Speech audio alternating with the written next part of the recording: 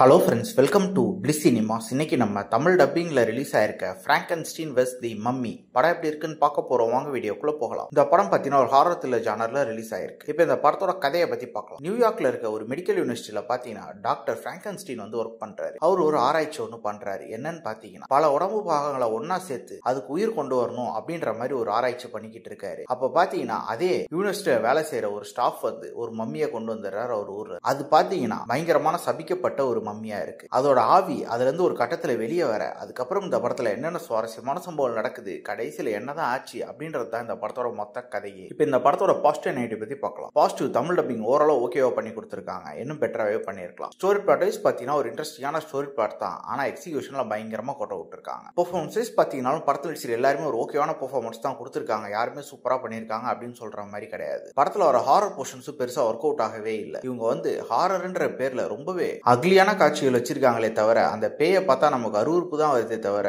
ஒரு பயம் வர மாதிரி இல்ல. டெக்னிக்கல் ஆஸ்பெக்ட்லயும் படம் பிலோ ஆவரேஜா தான் இருக்கு. சினிமாட்டோகிராஃபில ஓகேவா பண்ணி கொடுத்திருக்காங்க. சவுண்ட் எஃபெக்ட்ஸ், பிஜிஎம் எல்லாம் பரவாயில்லாம இருக்கு. சரி, ஸ்கிரீன் பிளேஸ் அது ஓரளவு இன்ட்ரெஸ்டிங்கா இது எடுத்துருக்காங்க பாத்தீங்கன்னா அதுவும் கிடையாது. கிட்டத்தட்ட எல்லா சீனுமே பிரெடிக்டபிளாவும் லேகிங் ஆகும் தான் இருக்கு. இவங்க இன்னும் கொஞ்சம் பெட்டரான ஒரு படமா ட்ரை பண்ணிருக்கலாம். அட்லீஸ்ட் அந்த பேயாவது இன்னும் கொஞ்சம் டீசென்டா நல்லாவே காமிச்சிருக்கலாம். நம்மள பயன்படுத்துற அளவு. ஓவராலா பாத்தீங்கன்னா இது ஒரு பிலோ ஆவரேஜான படம் தான். வேணும்னா ட்ரை பண்ணி பாருங்க. இந்த படம் ஃபேமிலியோட பார்க்கலாம் வாய்ப்பு இல்ல. நான் சொன்ன மாதிரி ரொம்பவே அருவருப்பான காட்சிகள் மாதிரி தான் இருக்கு. ஸோ வேணும்னா ட்ரை பண்ணி பாருங்க. இன்னொரு வீடியோல சந்திக்கலாம்.